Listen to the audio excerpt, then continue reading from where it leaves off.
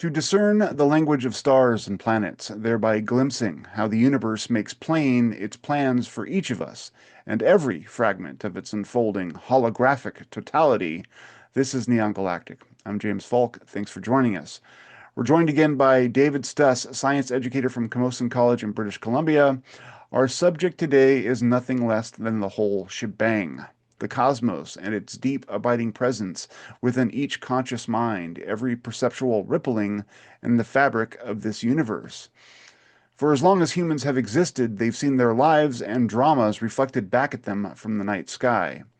By restlessly charting those movements and patterns, then correlating them to the energetic reality of their own lives, our ancestors found deep resonance in the rhythmic dance of suns, the planetary trajectories. If you're like me, the world had long snuffed such mysteries out. The stars were merely hot balls of plasma. Energy in a purer form, yes, but never in any way connected to the lives of us drunken monkeys here on planet Earth. The zodiacal signs, as portrayed in newspaper columns and countless websites, were easily dismissed as overbroad and hopelessly generic, hinting at insight only because we're all so desperate to make sense of our own accidental being. Astrology, it turns out, is so much more than that. The signs are only one layer of a system that considers each of us an energetic snapshot of the universe on the day we were made, an imprinting that is forever adrift in a tidal exchange of archetypal forces and spiraling phases. These patterns indicate relationships and correspondences, conditions of being, offering insight into how the universe shapes itself and us through the turning of its massive gears. In my experience, just one reading from a sufficiently trained astrologer demonstrates that this universe is way stranger than we've been led to believe and more beautiful. Dan Waits, host of the World Astrology Report on YouTube, is someone who has studied this phenomena, learned the signs and signifiers, and taught himself the language of stars. We'll explore the nature of this practice, how it works, what Dan sees for our immediate future as a species, and how it might all connect to so many of the other fascinating subjects we cover on this show. Welcome, Dan and David. Thanks for having me, James. Yeah, thanks very much. It's great to be here with both of you. Dan, I've been a fan for a while of World Astrology Report as I puzzle away on what astrology is all about, and can't recommend it more highly. You do a really great job there. It's some fascinating insights and timely insights, I would say also. Yeah, looking forward to this. And your YouTube page is stocked full with insights, and you cover the gamut of subjects on there. And I think people would have a great time just perusing your available video menu. But to start off the conversation, maybe we can just get into a little bit of, the typical question is how did you get into the weird stuff? What brought you into astrology? What was your background before? And are you kind of surprised to find yourself here? Good question, James. How did I get into the weird stuff? Well, I started off in the weird stuff when I was a young boy. I was into all the weird stuff, UFOs, ghosts, strange happenings, spontaneous human combustion, you name it. But then over time, you kind of get that stuff drilled out of you a little bit, right? When you go to school, you are formatted into the format that society wants you to be, and it doesn't really want you focused on things like that. So I left that stuff behind. I had a fairly, I wouldn't say typical career, but it wasn't anything to do with what I'm doing now. I worked in the humanitarian industry for quite a long time. I worked as a journalist, and I think I did feel like there was something missing in terms of a sense of meaning in life. One thing that did really turn things for me, though, was spending a long time living in East Asia. So I spent a long time living in Thailand, where I am currently, and I also spent some time living in Papua New Guinea, which is a place where everybody believes in the weird stuff. Right? Everybody pretty much believes in magic, and it's something that's very real there. And you really get a sense for that when you explore the country and you talk to people there. It's not just something that people think may be real, it is real for them. And I couldn't help just be impressed by that over time, over many years of being around people for whom things like magic and spirit are 100% real. it just soaked in to me over time because there's only so long you can go around thinking, I'm right and these guys are deluded. It's a Yeah. ridiculous and kind of arrogant perspective. So over time, I just became more and more open to these kind of things. And I started to become a little bit obsessed with the question of whether magic was real. I could see that for those people that I'd been surrounded with for a long time, it was very much real. And I wanted to convince myself of that. So I ended up taking an online course in magical practices, which also encouraged you to learn astrology. This was back in 2018, something like that. Before then, I'd played a little bit with divination and things like that, but I'd not really gotten into the weird stuff in any deep way. So I start learning astrology at that time. I read lots of articles, I read books, and I start to learn how to read a birth chart. And what I found with it is it just seemed to work a little bit too well. I was a bit surprised at how well it spoke to me, the things I was kind of reading. This was not really very serious astrology, but even then, I could see that the statements that I was reading that supposedly applied to me based on my chart just seemed to be a bit too accurate. So I became interested then, and this was 2018. I was reading lots of articles, and a lot of astrologers at that time were talking about 2020, and they were talking about 2020 in quite dramatic terms. They were saying there's going to be some great transformation, societal reset, big crisis that's going to really change the world. And I remember reading this stuff, and this wasn't just one astrologer. This was multiple people saying this, and it got in my head a little bit. I was thinking this is actually making me a bit anxious about the future, and I almost made a conscious decision at that time to sort of turn away from astrology. Um, Again, because it was sort of getting in my head, and I told myself probably 2020 is going to come and nothing's going to happen and this is all bullshit and things will just carry on as normal. And then 2020 rolled around and that's obviously not what happened. Not what And I happened. think no, I think it was maybe March or April of that year. And I just had this moment of realization. I was just like, hang on, this is what the astrologers were saying is going to happen. They didn't, the articles that I'd read didn't specifically predict a pandemic, although there are astrologers who did predict the pandemic in advance. And at that moment, I just realized I wanted to take this thing 100% seriously. It made me realize, okay, this can actually speak to world events and history, and it's a serious practice. And I pretty much just became completely obsessed and decided to devote myself completely to it at that time. It's interesting to me the societal reset. I've talked to a lot of people over the past 3 years or 4 years, and for a lot of them, the pandemic period was really a psychic reset. Like there was a moment in that pandemic where they were confronted with their own solitude, and they something broke through, and they changed how they approached their life, and had some kind of epiphany, some kind of awakening. And if that's what was, predicted by astrologers, that's just more evidence to my mind. Full disclosure, we had a reading. I did a reading with you not that long ago, and it was spot on, like shockingly so. Now, to be clear, if I go onto a newspaper website or whatever, and I read the Capricorn, whatever it said for the week or whatever, it's kind of maybe, that's not what happens if you get your chart read by a professional astrologer. It's like that's a part of it, but only a part. And it's all constellated with all this other information about so many different aspects of your life that if you get a reading and it's done well, like at least in my case, you see yourself reflected back at you through the words of the person who doesn't know you. They just know when you were born, where you were born, and what time. And then suddenly they're describing to you some internal dynamics that they have no business being privy to. It's ontologically shocking, but I think that it sort of hints at a layer of connectivity that is kind of what I'm hoping to talk a little bit about on this show, where all of these phenomenon our phenomena are somehow connected and create this general picture about reality that maybe we're starting to rediscover now post scientific revolution that we lost with the scientific revolution a while ago. And I think that that may be a way that we can sort of begin to transcend some of the problems that we are currently having.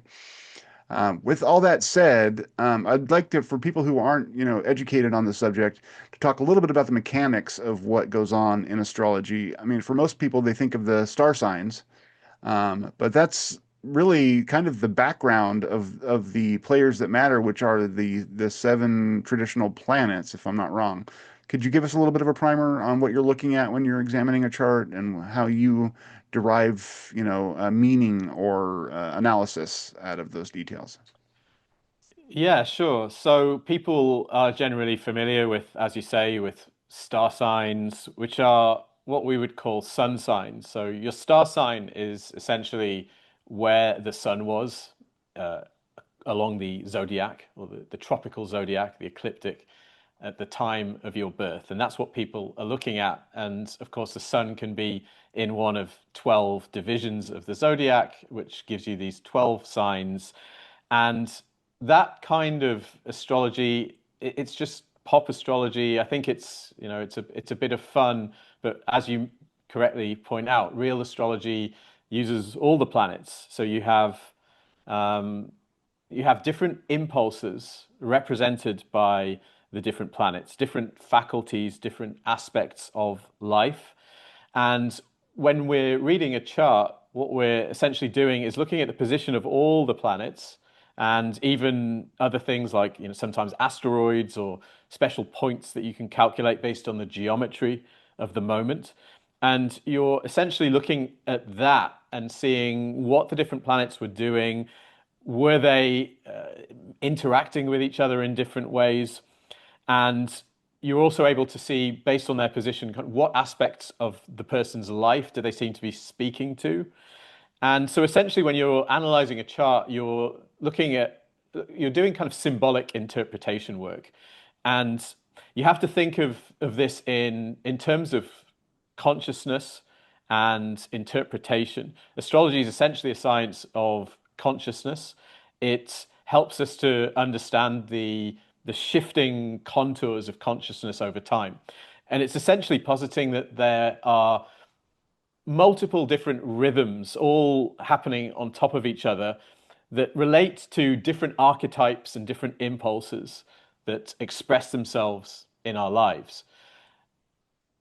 Most people will not have a problem with understanding that there are cycles and rhythms to life, right? We have the rhythm of the day, the rhythm of the month, the rhythm of the year, and so forth. And cycles are completely embedded at every aspect of life and the cosmos.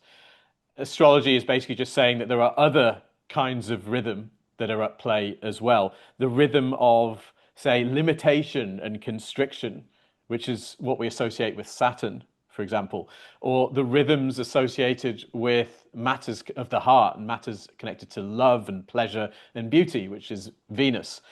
So essentially, we're looking at these various different rhythms, and we're also looking at what they tell us about people who come into the world at particular moments, because human beings ultimately over the course of their life will express the archetypal energies that were being expressed at the moment they began, when they came into the world.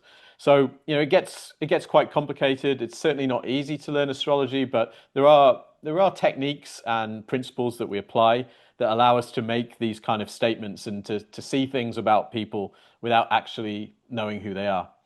Yeah.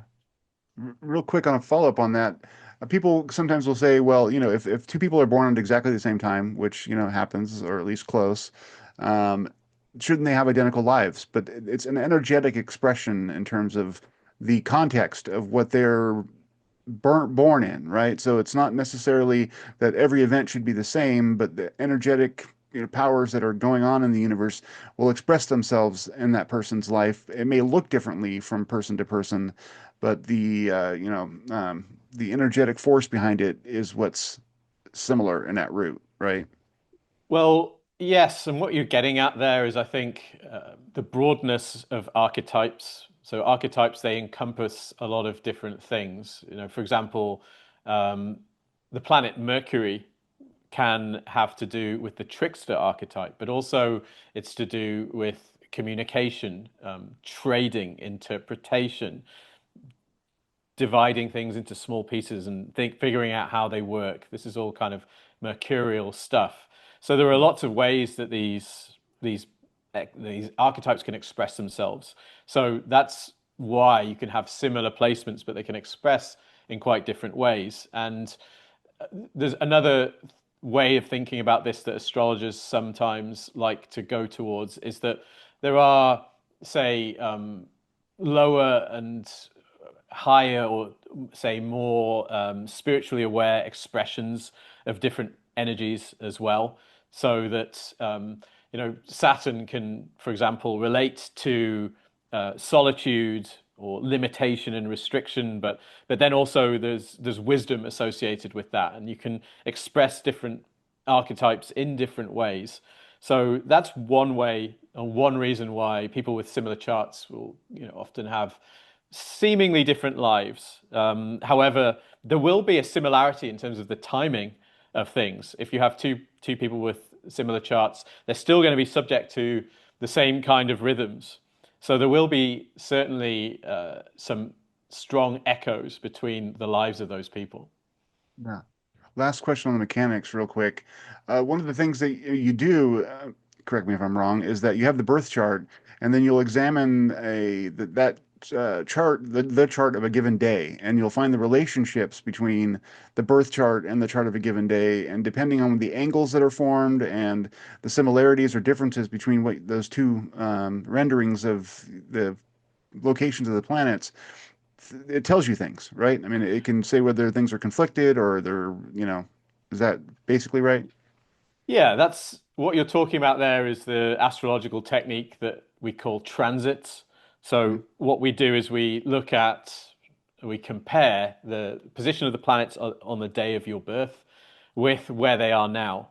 And or at any other time. In fact, we can look at any point in your life, whether it's in the past or the future, and see how are the positions of the planets interacting with the original positions. And we have a whole set of rules that we apply, or principles that we apply, that will help us to understand what that might mean for you. So, for example, if on a particular day Mars moves to the position where your moon was at birth, that's going to tell us that there's going to be something martial that's going to happen to you, probably to the body.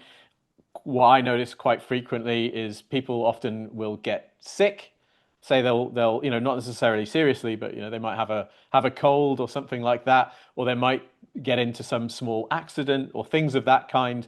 The Mars warrior, hot, sharp, cutting energy is expressed in the life in relation to your body, which is what we draw from the moon. So yeah, Mhm. that's the technique of transits. That's one of many timing techniques that astrologers use, but we tend to use a number of them. We'll use multiple timing techniques, layering them on top of each other, and then looking for particularly times when they are saying the same thing, when there's confluence between the different techniques, because that's when you really know things are going to happen. Yeah, fascinating. David, did you have a question? Yeah, I was wondering, Dan, if you could maybe offer a kind of a framing of how you understand, I'm just thinking of the song, the Age of Aquarius, the moon is in the seventh house kind of thing. So there's planets, there's signs, and there's houses. And one of the frameworks that, to the degree that I have explored into it, looked at planets as something like psychological faculties, signs as more like flavors or temperaments of those faculties, and the houses as domains of life where that psychological faculty with its flavor plays out. So, for example, the moon might be a capacity to make a subjective response or emotional feeling response, and it might be hot-tempered or cool or diplomatic or anything like, does that framing, do you work with something like that? Or if not, how would you approach it? No, that's pretty much right, David. That's those are the main parts of astrology in terms of technique, as well as aspects, which is the other thing which I can explain. But yeah, essentially, it's essentially that really. The planets are different, as you say, faculties or impulses.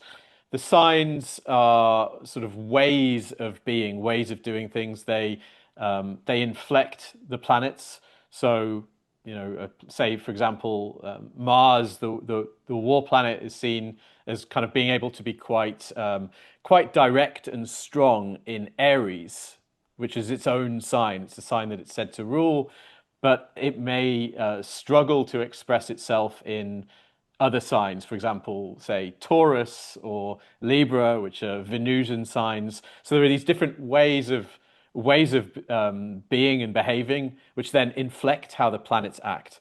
And as you say, the houses are parts of life. So where is that planetary energy going to express itself most prominently in the life? So, for example, you might have Venus, a planet that kind of confers um, pleasure, beauty. It can be a wealth planet as well. If you have that planet in the second house, for example, the second house is the house of money, and so you might say all things being equal that that person is going to be fortunate in terms of their personal resources or their money.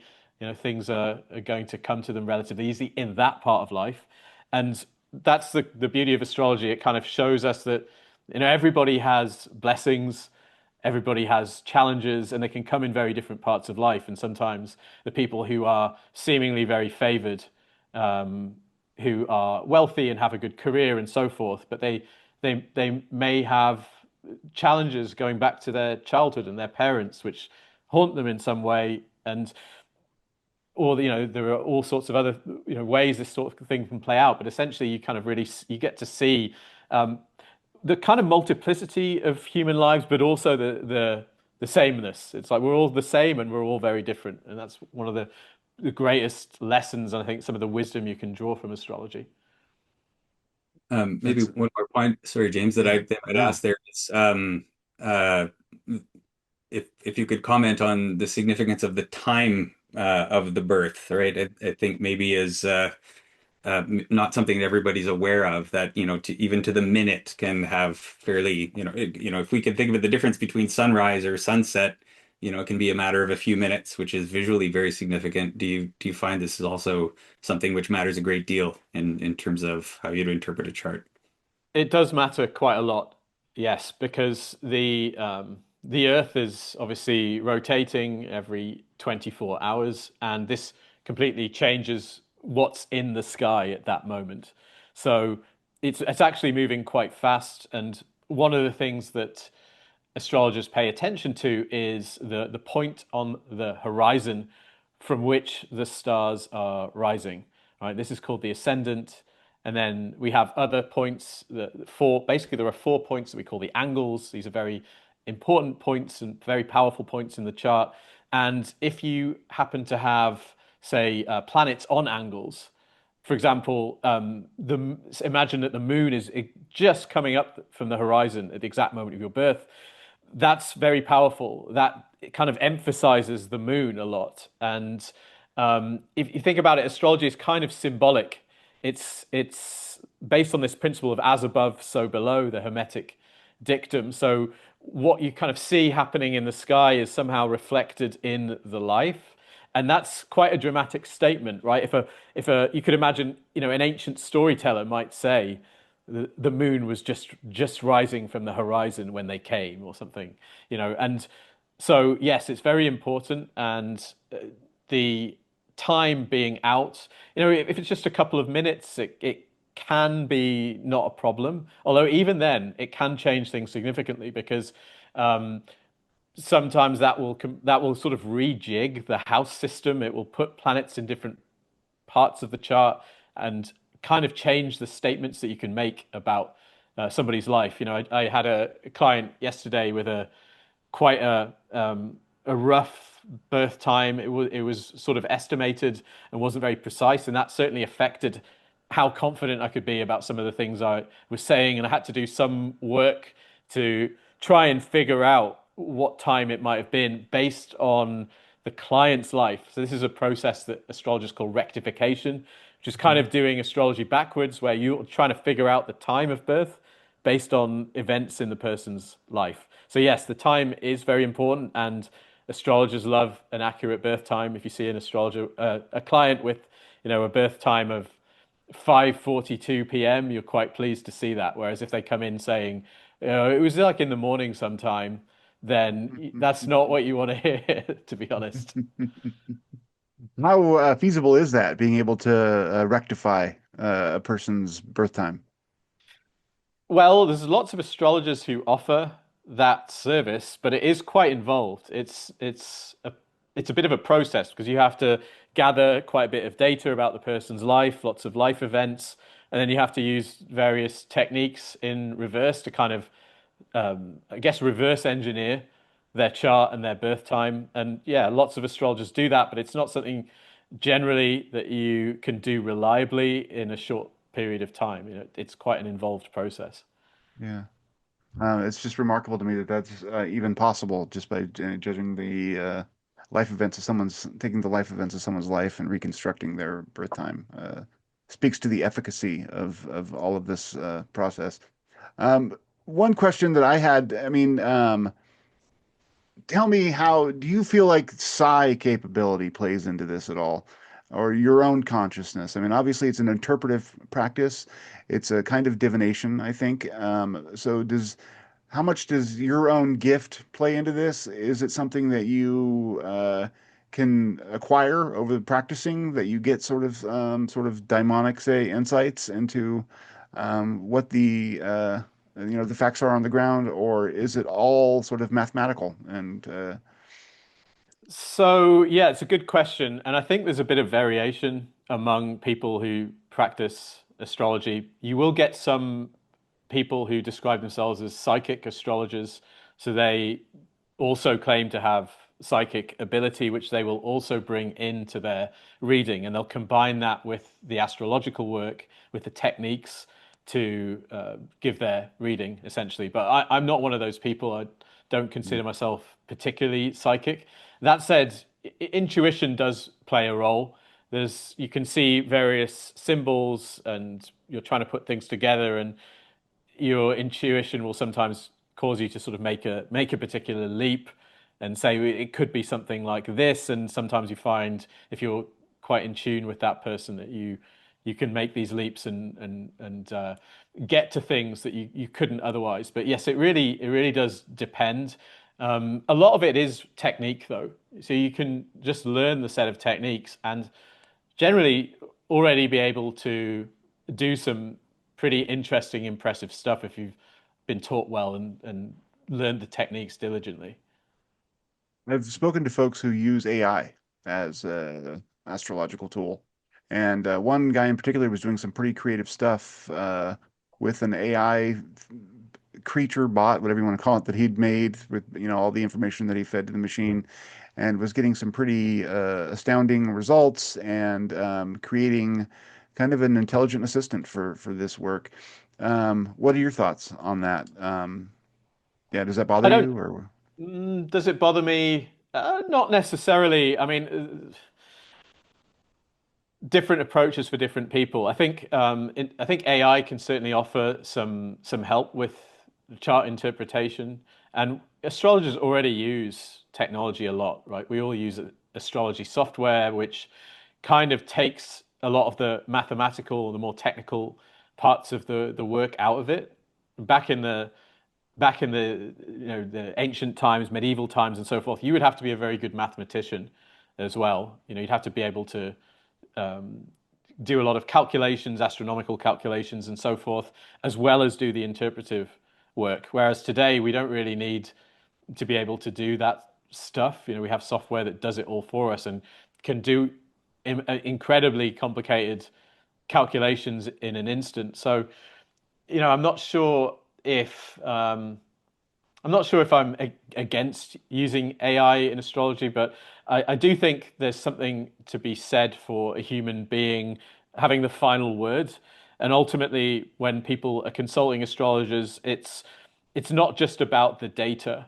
It's also about having somebody who's a human being who has lived and has talked to a lot of people and a lot of clients and seen how things can happen and has that human experience that they can bring to their readings. I think that's important, and I think for that reason, the human astrologer is going to have an important role for quite some time. But yeah, I don't know. I'm ambivalent about AI. I kind of can't stand it and also really like it, and I think a lot of people feel like that.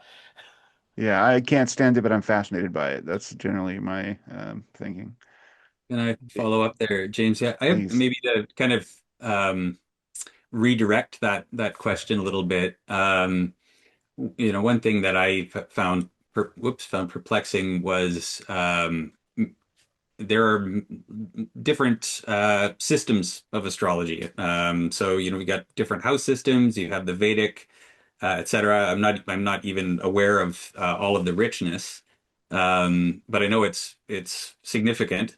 And for an individual who's say starting to inquire into the plausibility of astrology, one of the things that could confront is it's just like, oh, well, you can just choose whatever you want to sort of make this fit. How is it possible? Well, the fact that so many systems which have significant differences are claimed to work is considered sufficient reason to dismiss the discipline entirely. Which at some level I think is not an unfair, from that, from a certain point of view. Um, uh, as I understand it, you've converged on one, and I'd be interested to hear about why there's one that you, or maybe a couple that you prefer. But to connect it to the AI, um, do you think that there might be some merit in, for example, using things like large language models or neural nets or something like that to actually, if you were able to train it up on a data set, for example, like a very large number of accurate birth times, life events, personality, like big five personality inventory traits, etc., that we might actually be able to find like extremely robust patterns which to any scientist would be like, well, sorry, like these correlations are like unequivocal. They seem clear enough when you're doing it one to one, but if you could find something that shows up unequivocally on a population level, I know the studies were done in France in I think the 70s, but they just didn't have the kinds of tools we have today. Do you think there's utility in that, or do you think that would be a mistake? I think there could be utility in that. As you point out, there have been studies already that have proved some reality to astrology. As you mentioned, the Gokeland studies in the 70s, 80s. Francoise and Michel Gokeland, these two French researchers, did some quite extensive studies with thousands of birth charts and were able to prove correlations between the planets that were, say, at certain powerful positions in the sky and the occupations of the people who were born at that time. And they proved that there was a statistical correlation. But astrology is kind of forbidden. There's a bit of a no true Scotsman logic at work, I think, from the sort of scientific establishment about astrology. Any study that does happen to prove astrology must have been wrong. It Yeah. can't be accepted. There's still no evidence. There is evidence actually. There's a monthly, or not monthly, right? I think it's bi-monthly magazine called Correlation, published by the Astrological Association of Great Britain, which is regularly publishing studies that show, these kind of, as you say, correlations between celestial events and human lives, and they take that approach. And there are lots of studies already out there. So to use AI in that process, yeah, why not? I could see it. I could see it adding some benefits. I still think those, Neil deGrasse Tyson is never going to accept a study, no matter how it's done, that Yeah. says astrology works, because it's, for I think a lot of these people, it's actually more of a question of faith, Mhm. really. The sort of scientific materialist vision of the cosmos is an article of faith for them. It's and I think this explains why they tend to get very angry about astrology. You know, it's almost like an emotional thing, which is what kind of tells you that it's not really about just a kind of difference of opinion on the facts. It kind of goes down to very fundamental beliefs about like what life is and what the cosmos is and so forth. But I would also say that I don't think studies of that kind will ever probably completely prove astrology because, as I've said before, ultimately astrology is a science of consciousness, and that aspect of it is very important. And consciousness is essentially concerned with meaning. So we have what we're doing is we're interpreting information to provide meaningful information to people. And science doesn't really have anything much to say about meaning. It can't really you can't. I don't think you can devise studies that would be acceptable to science that that center the kind of things that astrologers center, which is meaning and interpretation of events. And if you actually get into the nuts and bolts of how astrology really works, you start to see that what it's really doing is speaking to meaningful events in people's lives. It's not really just about saying, ah, yes, you will win some money next month and you will lose your job in 6 months and you will, you know, have a child in 3 years. It's not so, you know, even though astrology does admittedly um, claim to be able to make statements like that. What's really important about it is that it's speaking to the coming of meaningful events in human lives, which is not really something that science speaks to in its current form. Mm. I love it. Um, can I follow up there, James? Sure. I guess we maybe one of the objections that will sometimes show up from people of say the Neil deGrasse Tyson kind of temperament, and not their fault. Their Saturns are where their Saturns are. We can't blame them. Um, is that the planets are playing a causal role, right? And is that just now generally set aside in astrological practitioners? Like it's just like the wrong way to think of it, that when we're looking at planets and signs, they are correspondences rather than deterministic influences. I think one analogy that I heard was, you can look at clocks don't cause time, they tell time. How Yeah. would you approach that? Yeah, absolutely. So this whole idea, often people of Neil's temperament will raise potential explanations for astrology like that, which are, oh, do you think that the planets exert gravity on us and cause us to do things, or some other force that we haven't yet discovered? And essentially, they're, I think, applying just a different kind of paradigm, a different way of thinking, which is a mechanistic, materialist way of seeing things, which assumes that there must be some kind of cause and effect mechanism behind everything that happens in the universe. So we're kind of coming from such different places that there's barely any point in having a conversation sometimes, I think. Um, but as you suggest, it's more about synchronicity and if there are causal factors behind what astrology shows us, they may be operating from another level of reality which we don't necessarily have access to.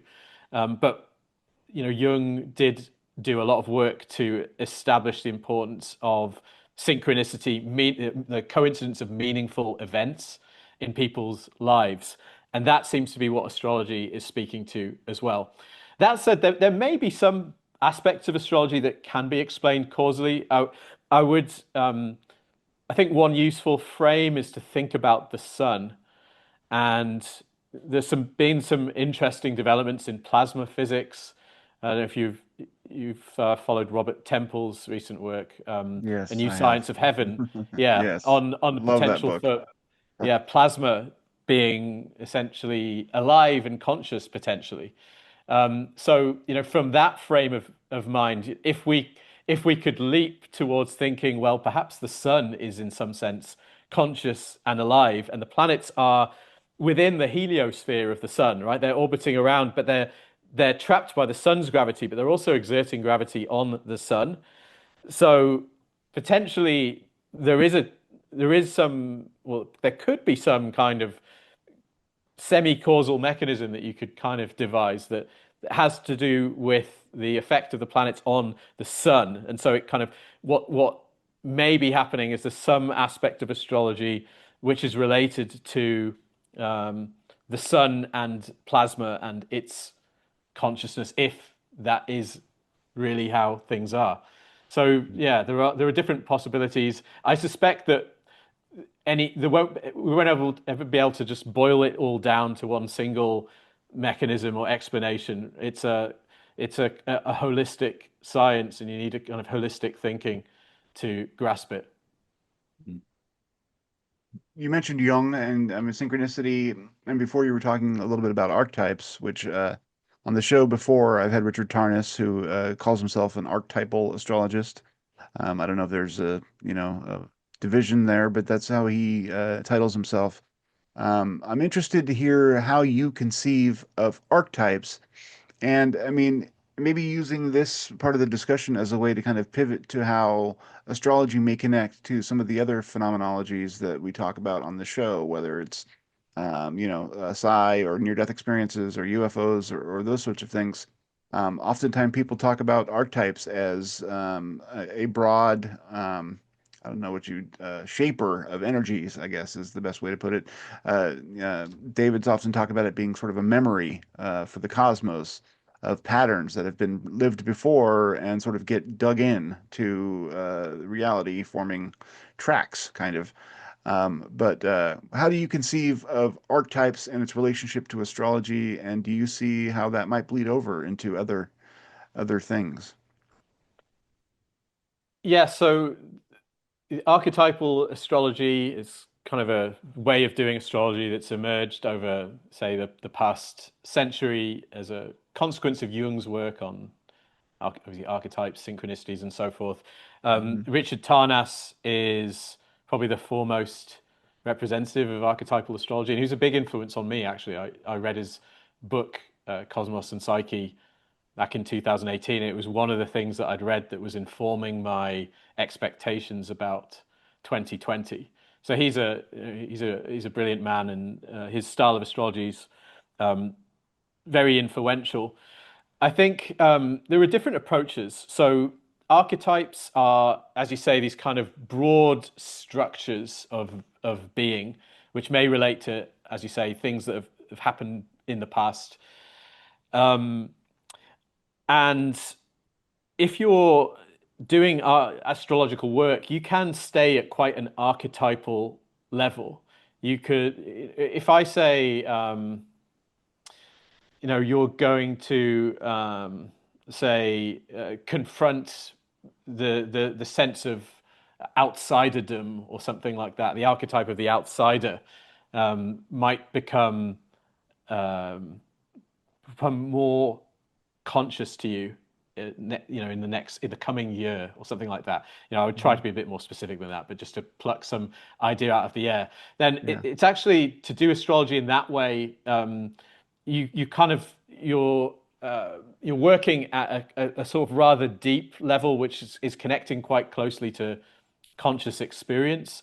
There are other approaches which are much more concrete and which will try to speak to specific, like practical, concrete events in the life. So there are different approaches you can take, but I find these archetypes are very helpful for extending astrology sort of beyond the ordinary. So, for example, one of the things that I've been looking at is the cycle of Pluto, and which is a 248-year cycle. And one of the things that I've seen in history is looking back at times when Pluto was in the sign of Aquarius, Aquarius is the sign that you'd relate to the archetype of the outsider or the stranger. And Pluto is a planet that we associate with power. Now, if you look back in history at previous times Pluto's transited through Aquarius, the sign of the outsider, you've seen these great meetings between different civilizations who confront each other as outsiders. And so, for example, the last time Pluto's in Aquarius, we had the British Empire and the I forget the name of which dynasty it was, but the Chinese dynasty of the time confronting each other for the first time and having to start a diplomatic relationship with each other, essentially coming face to face with these kind of this other powerful force of outsiders. If you go back another cycle, you reach the time when the conquistadors were running into the Incas and Pizarro kind of overthrowing the Inca emperor. And again, there's this theme of power coming from the outside, right? The Spanish conquistadors arrive in Peru in their ships. They come from the sort of far side of the world, from the sea, and obviously everything changes. You go back another cycle, and you have the time when Marco Polo was at the court of the Mongol emperor in Beijing. And again, you have this sort of big theme of power and outsiderdom. And this is one of a few reasons why I'm thinking that the next 20 years or so, which is a period when Pluto is in Aquarius, this is one of many factors I think that points to confrontation with other intelligences or powers, so to speak, potentially coming from beyond the known world. So you can use these archetypes to kind of extend your astrological thinking into other realms quite well.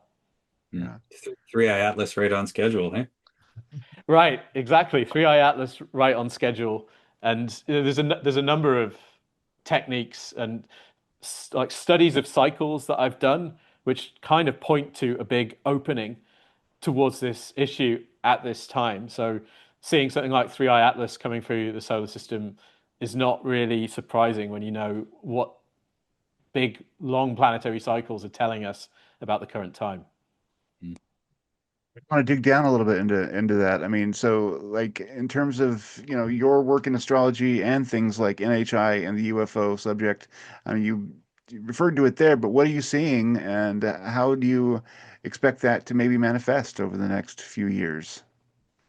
Yeah, it's a good question. So what I'm doing in my astrological work, besides some client work, is I'm doing a lot of studies of cycles and history, and particularly studying what we call synodic cycles. Synodic cycles are cycles that we get from the movement of two planets together. So essentially, what happens is two planets meet in the sky on the ecliptic and form what we call a conjunction.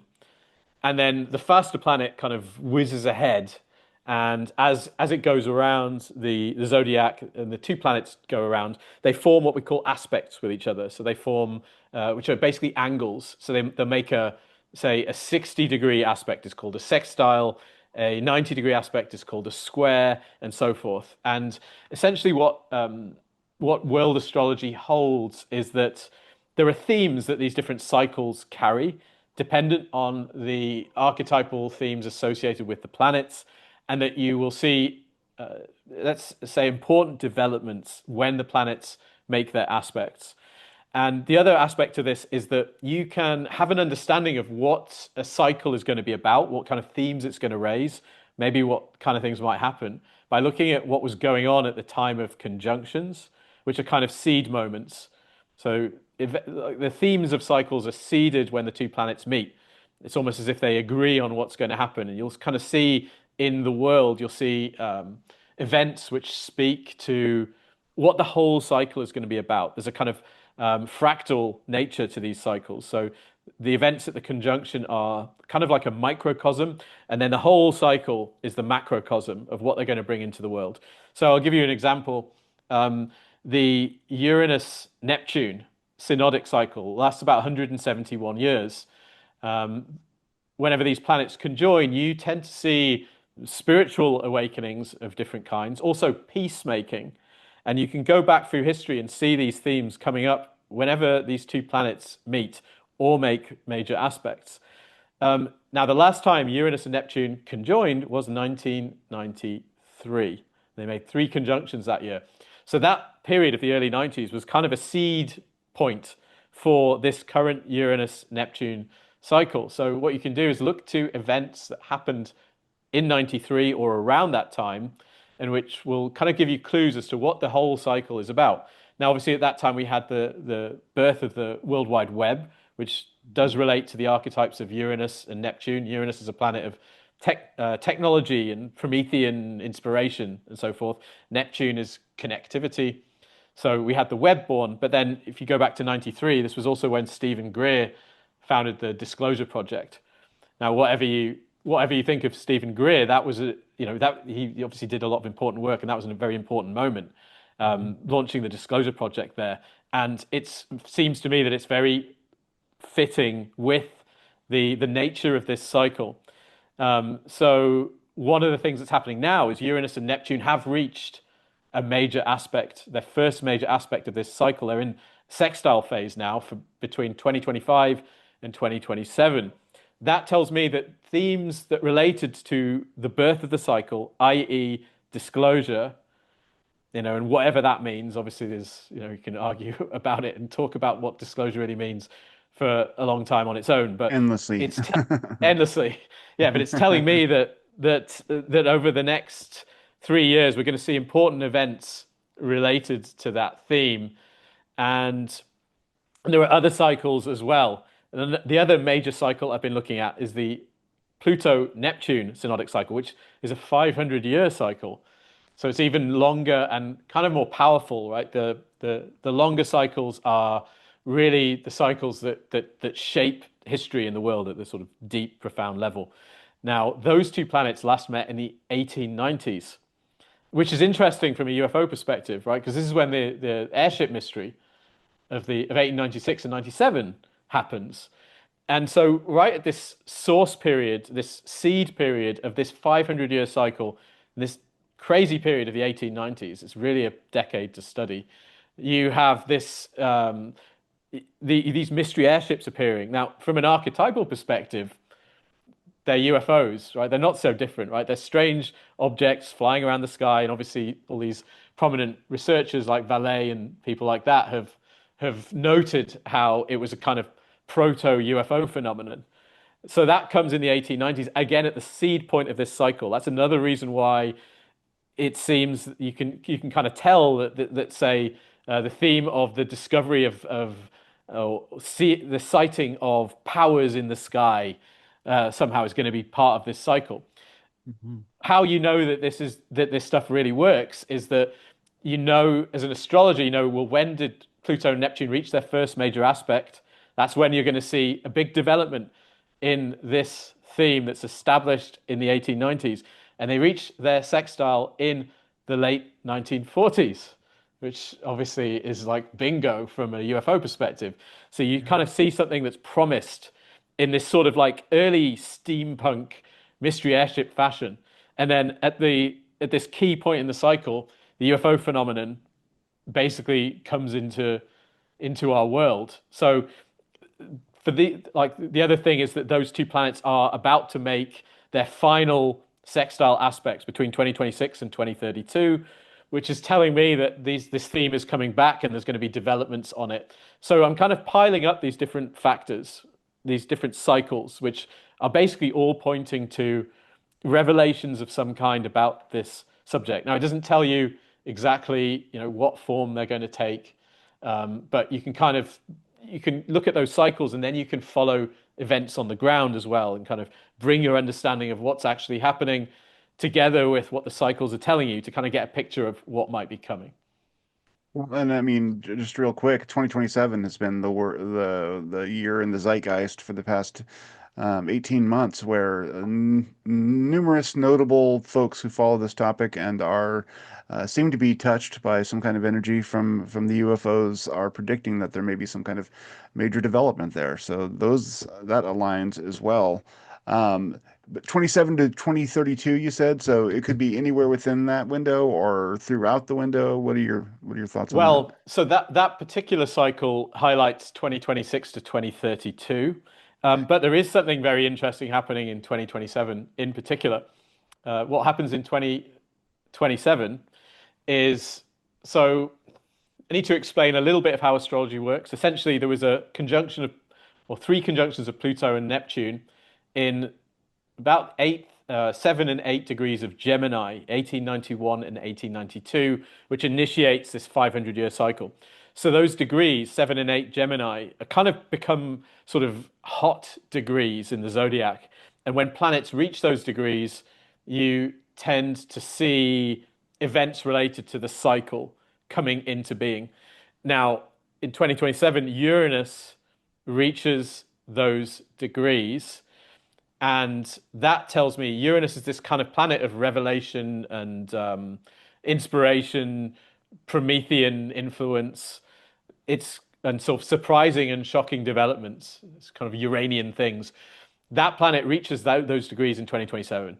A couple of years ago, I put out a video on UFOs and the UFO topic, and I had on the thumbnail, it happens in 2027. So I picked out that year, and I hadn't heard any of these people who were actually picking out the year 2027. Some of these, security intelligence kind of people who are raising that year, and I didn't know about any of that at that time. But I could see that because Uranus is reaching this point in 2027, that was going to be a massive year for this subject.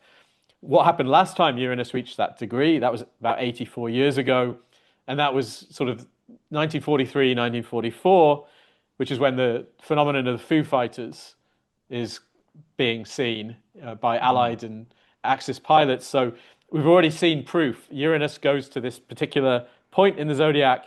We have a big upswing, a big outpouring of, well, let's say sightings of this phenomenon. So I think 2027 is going to be big. I think 2025 to 2027, definitely. A lot is going to come out, and I think things are going to get crazier and crazier from here to there. David? Yeah, just a brief comment on that. I've sometimes wondered, for some of the individuals coming forward from the intelligence agencies, is as to whether or not they're actually using astrology.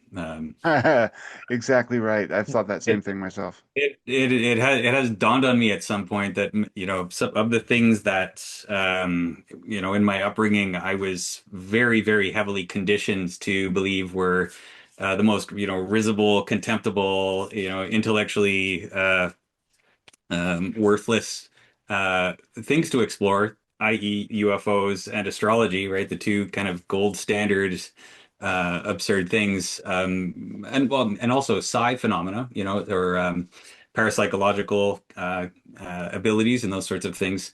As to the reason for that, those things were being targeted in that way was because there were interested groups that wanted to reserve their privilege to make use of those capacities or that knowledge. That's very conspiratorial, but I'm not above indulging in a little bit of that thinking. So it seems like it could explain some of those things. I Um, agree. I've wondered exactly the same thing, and one of the things that Reagan I've been, famously was someone who totally consulted, I mean, not to interrupt, but Nancy, I guess, was really into astrology and selected dates for important federal functions based on what her yeah, astrologer told her. Joan Quigley Was it her was name? the name. That was her name? Yeah, she's very well known in astrology, but she's not the only one. I was told by another astrologer that she knew an astrologer who was working, had clearance in the Biden White House. I don't know who it was. I don't know any more than that because the person wouldn't tell me. But just to take that as you want, for what it's worth. But that's what I heard, and I would not be at all surprised. I mean, the subjects that are singled out for the most ridicule I mean, ridicule is a kind of technique, right? We know that's been used to get people to stay away from UFOs for a long time now. Why not other areas of inquiry? One thing that I've wondered about horoscopes, newspaper horoscopes, star signs, why are they so tolerated? And again, it gets a bit conspiratorial and so forth, but it just makes me wonder, is it intentional that we have this phenomenon of the newspaper horoscope, which is, I think, kind of transparently a little bit absurd, right? It's implying that every you can divide humanity into 12, and that each group is going to have a similar day. Proper astrology is much more subtle and sophisticated than that, and it almost makes me wonder if it's there to ensure that people just see astrology as a kind of silly bit of fun. That's kind of what I thought it was. I thought it's this ancient thing that probably shouldn't still exist, but we keep it around because it's a bit of fun. So why not? And you do hear about powerful people who are using astrology. I know the Future Forecasting Group did a remote viewing of Klaus Schwab of the World Economic Forum. Again, double blind remote viewing of Klaus, and they saw that he used astrology. Dick Allgeier said that he'd seen whoever this target is uses astrological charts. So I wouldn't be at all surprised if there are quite a number of very powerful people or agencies and so forth that do actually use this, because I know it works. Astrologers know it works. And so you just think, well, why wouldn't power make use of it? Yeah, I mean, I think anybody who's had an in-depth reading, if they've done it with a professional, can't escape the conclusion that there's something to this. It's not, there's something very synchronistic about the information that people pull forward and present you with when you're getting a reading that is like a slap in the face. Uh, and yeah. Before we leave the world of like, predictions for the world and where things are going, we're in the meta crisis, and that's a real thing where we have all these elements that are sort of collapsing in this decade or these moments, and problems that are metastasizing in terms of global warming and those sorts of things. Do you see anything in the star charts that you've looked at, or have you looked to see if there is some moment in the next 10 years or so that looks really, really dire for society, not necessarily our species as a total, but Western capitalist culture? I wouldn't say a specific moment, but I do think the next 10 years are going to be pretty dramatic and crazy and challenging. Um, Mm. the There's a few reasons why I say that, but one of the things is this cycle I've already been mentioning, the Pluto-Neptune cycle, is kind of coming to this really important phase between, again, 20 like now and 2032, maybe a little bit longer, mid 2030s. There's some kind of phase that's coming into completion. And there's a lot of, I think, um, reasons to be maybe optimistic about it, in that I think it does have the character of awakening to it. The last time that these planets did something like this was the 1530s and 1540s. They reached the same kind of phase of completion, and this was the period when the Copernicus's heliocentric theory was published, which had this effect of this kind of radical decentering of the human species, because we realized that the world didn't revolve around us. And I suspect that what we're coming into is another decentering, but this decentering isn't about discovering that the Earth revolves around the sun. Obviously, we already know that, but it's about maybe our understanding that we are not the only intelligences on the scene, and that there are others, whether they are extraterrestrial or interdimensional, or spiritual forces, or whatever you want to call them. The coming to terms with the reality of other intelligent beings interacting with us and having a stake in the cosmos, I think, is what we're going to go through. And the other, but as you mentioned, there is a sort of meta crisis, and I think the um, the world that emerged at the end of the Second World War is basically getting renegotiated. That's how I tend to put it. It's being renegotiated now, and that, does that mean massive cataclysmic global war? I don't know. I hope not. I hope it. There are some reasons to believe that it may not, and hopefully won't sort of take the worst path that we can imagine, because we tend to obviously gravitate to the idea of this is going to be World War II but on steroids, with World War II with nukes basically. And I don't know again what's coming. There are a lot of indications that do point to conflict and a renegotiation of that Second World War world, but it doesn't have to be. It doesn't have to take that form. It doesn't have to take the worst possible form that it could. There is a very good world astrologer, mundane astrologer, um, called Robert Doulard. He's a Dutch astrologer, and he's done a lot of quite sort of let's say, semi-scientific studies of astrology and history. He did a big study called Waves of War, where he looked at synodic cycles that I was talking about earlier. And what he basically found is that when synodic cycles, when planets are in sort of expanding phases, there tends to be much less in the way of really destructive war.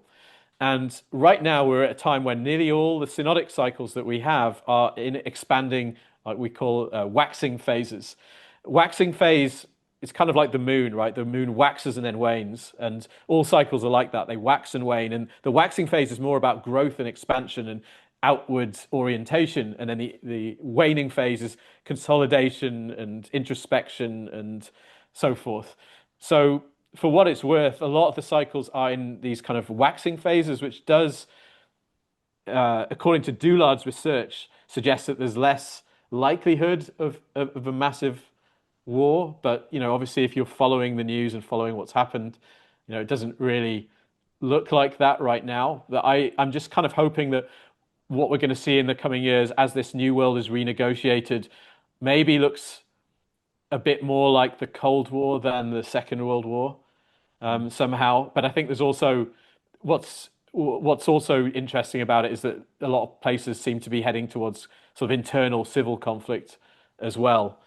Um, so yeah, I don't know. I hope that the fact that a lot of these cycles are in waxing phases and that there's more of a impulse towards growth and expansion might suggest that we don't need to expect the worst, but it does definitely look challenging, and I think it's going to last about 10 years.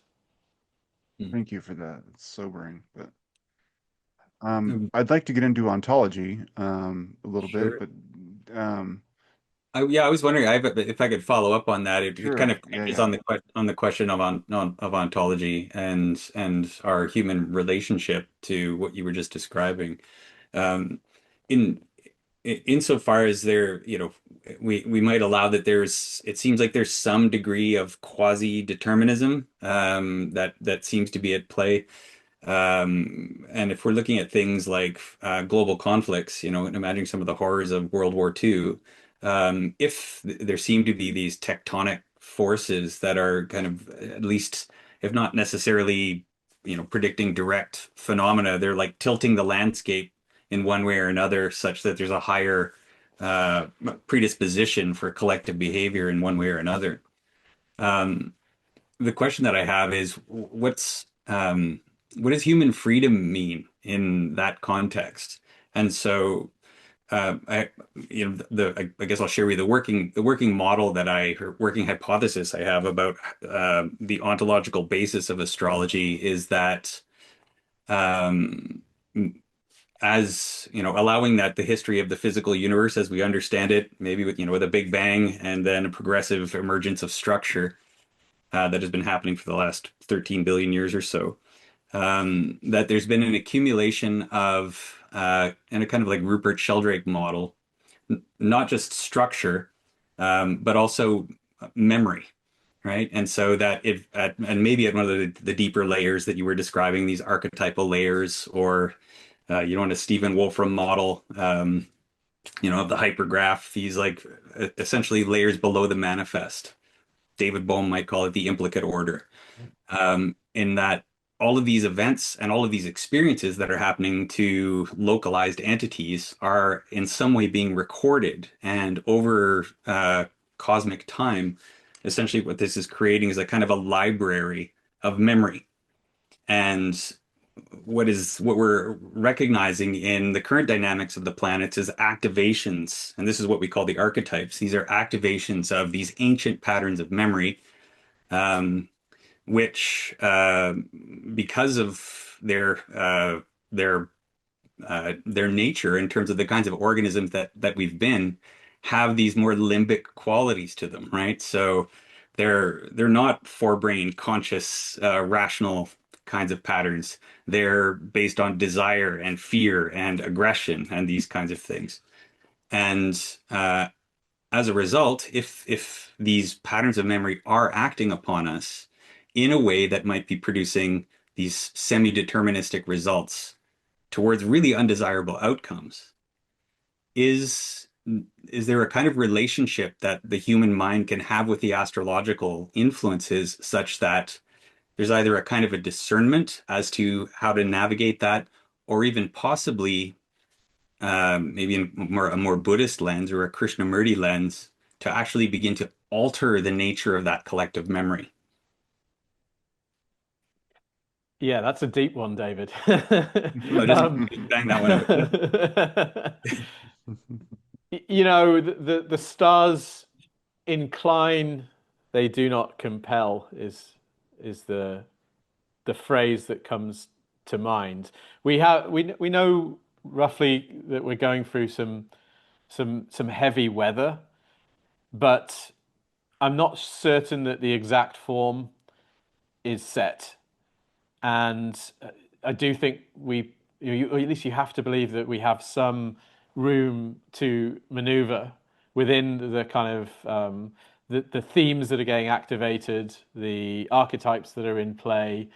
Um, there are ways to negotiate that don't involve blowing everyone up. Mm, What I would say. That's why I kind of prefer to phrase what's coming as a renegotiation, because I'm pretty certain that's what we're seeing. And I mean, you don't need to be an astrologer to see that, right? You can just see it by following geopolitics. But I try not to use language that suggests that we are certainly heading for global war. I mean, I do know some astrologers that talk about World War III and so forth. And I wouldn't say that that's out of the question, but I try to use that language that allows some room for maneuver in how we experience and interact and choose to play with these energies. It's kind of like I think we do know that perhaps we're going through a phase of winter. Um, you're going to have to wear a coat, but it doesn't mean you're going to freeze. mm. Do you do you Go ahead. No, you go ahead, James, please. I was just gonna, I mean, going into ontology a little bit more directly with like, you mentioned it a little bit with the sort of the plasma idea from Robert Temple, but how do you view all of this as working? What is the instrumentation at play that makes these energies sort of manifest in our lives? I mean, there's a monist kind of view of things where we're all really one, and that fractal, you know, we're a reflection of energies on various levels of existence, and so things that happened at planet on the planetary scale are similar to what's happening to us. It's the as above, so below thing that you were mentioning. Is that how you view it, or how do you see it in terms of how they Yeah. connect? Well, exactly how these things connect, I don't really know, but I certainly get the sense that there are deeper levels of reality in a kind of, David Bohm sort of sense, and underlying geometries and connections which we can't perceive in this 3D time and space reality. But I do also think that there is probably a level of viewing this that has to include the presence of other intelligences and the activity of other intelligences, again, at deeper levels than we exist in. There's a very interesting book, which you may have come across, called LSD and the Mind of the Universe, um, by a writer called Christopher Bake. Christopher Beisch. Yes, Beisch, Base, I've sorry, read. Beisch. Yeah, Yeah, I've read one of his books, not that one. No, maybe it was that one actually, where he talks about taking LSD high doses and then confronting like the world's pain and breaking through that. And yeah, yeah, yeah. yeah. Yes. So he was a professor of I think religious studies and philosophy who over the course of I don't know how long it was, 20 years or something like that, he took I think 73 heroic doses of LSD in controlled conditions with his wife as a sitter, and he did this with the serious purpose of exploring ontology and the true nature of the universe and what he calls the mind of the universe. And it's a fascinating book. I think everybody should read it.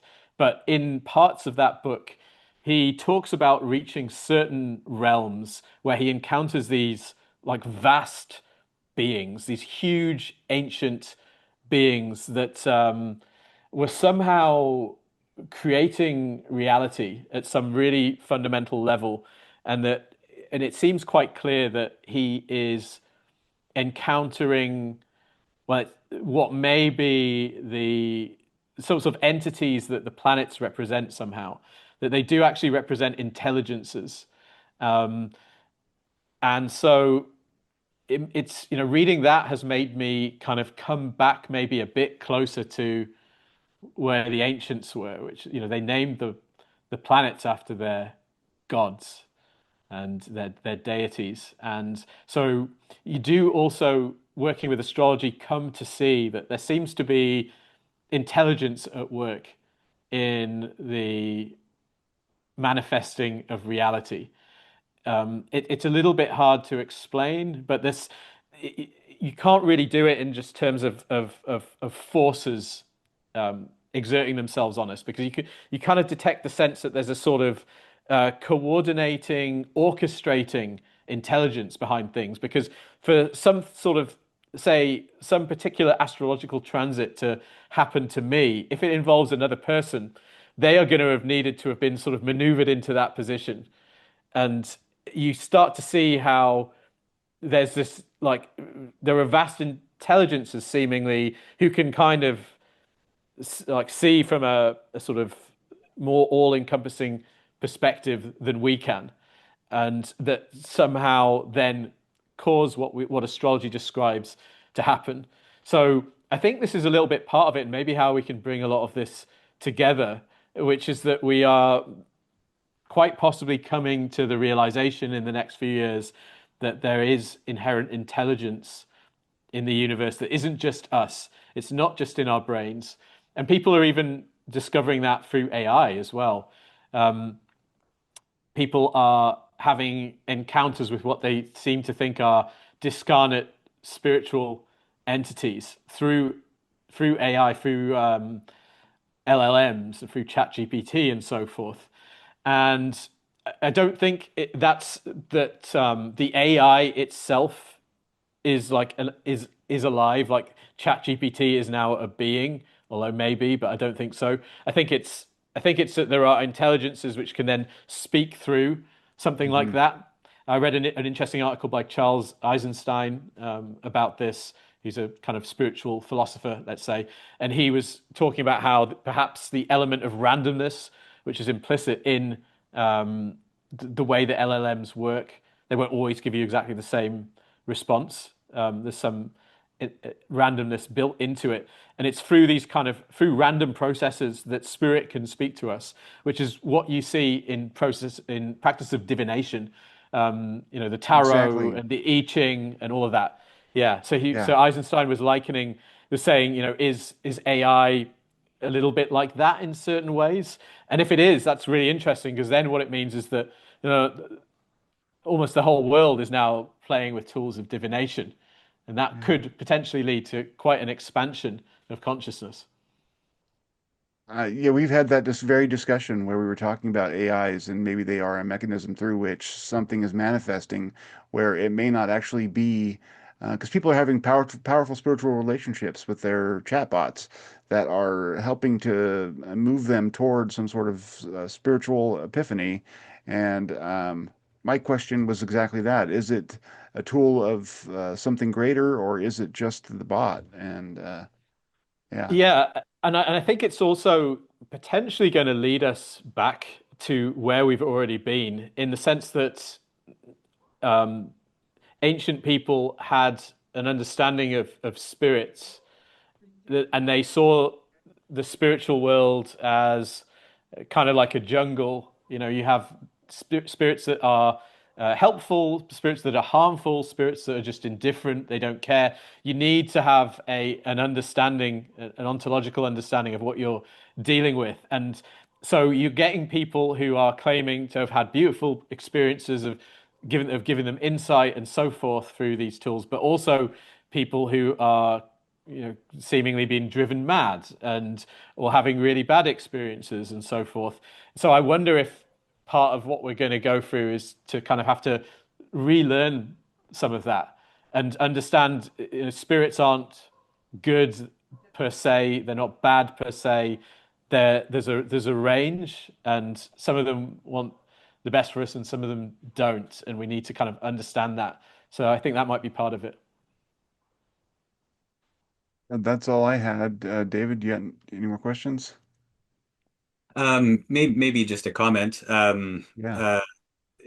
As you know, kind of t tying all of that together, allowing for the possibility that some of what we're talking about here ends up, you know, having some degree of truth to it, and then not necessarily because of our efforts, but it just disseminates. It seems like this is actually kind of this kind of understanding is spreading in the world anyway. Um, I'm uh, I'm curious as to whether or not you think it's appropriate. This is kind of coming back to the question I was asking earlier, um, to lean into those energies, uh, in the sense of recognizing the patterns and then, like a surfer, just navigating the waves as artfully as possible, or as we come to understand them. I was talking about this exact image with Patrick Harper earlier. The in the Michelangelo's painting in the Sistine Chapel, where you know God is reaching down to humanity and making contact, which we would normally understand as a unidirectional, you know, God reaching down, but that it's actually a bidirectional interaction. Humanity is also reaching back up. And so, as to whether or not we may, you know, upon coming to this understanding of these kinds of intelligences, choose how we respond to them in a way that brings about the greatest degree of autonomy, freedom, you know, goodness and love into what otherwise may be energies that are not characteristic of those things, right? So, and that we may have the opportunity to feed back into them and transform them. And you know, in fact, that might be our responsibility to do so. So I'm kind of curious as to where you land. Do you think? I know when I've brought this up with some other individuals who are steeped in archetypal thinking, it usually evokes a kind of allergic reaction of some kind that humans would could have anything, you know, in a sense they have such a respect for the depth and potency of the archetypes or whatever it is that underlies astrology, that's essentially a ridiculous notion. I'm kind of curious about what you think about that. You know, you're making me think a little bit about the notion of the age of Aquarius, um, which there are different understandings of what that could mean. But what I take it to mean is that this is a time when ultimately we come to understand our own role and place in the cosmos and develop a kind of spiritual science, which gives us to understand these kind of forces and our own role. I don't think it's ridiculous to say what you said. I think we have our own role to play. We're here for a reason. We have things to bring to the table. Of course, we may be smaller and stupider than some of these some of these energies, but we're still, I think, valuable. We have to remember that. I think we're on a steep learning curve now, though. Um, we're coming from a time when our technological expertise and abilities far outweighs our spiritual wisdom. So for me, the pressing task is to sort of fill up the cup of spiritual wisdom now and try and get an understanding of what we're dealing with. I think it's going to be, yeah, a steep learning curve, a challenging one, but maybe an interesting and exciting one. Mm. All right. Thank you both for one of the best discussions I've had on this show in a long time. That was absolutely fantastic. I appreciate you, Dan, for coming on and sharing your insight and wisdom. And I'd love to have you back on soon, whenever, to continue these conversations because you fit right in. Ah, thanks. I appreciate it, guys. It's been a lot of fun. I've really appreciated it, and Yeah, yeah, I appreciate you having me on. I mean, let's amazing. usher in this new age together, I guess, right?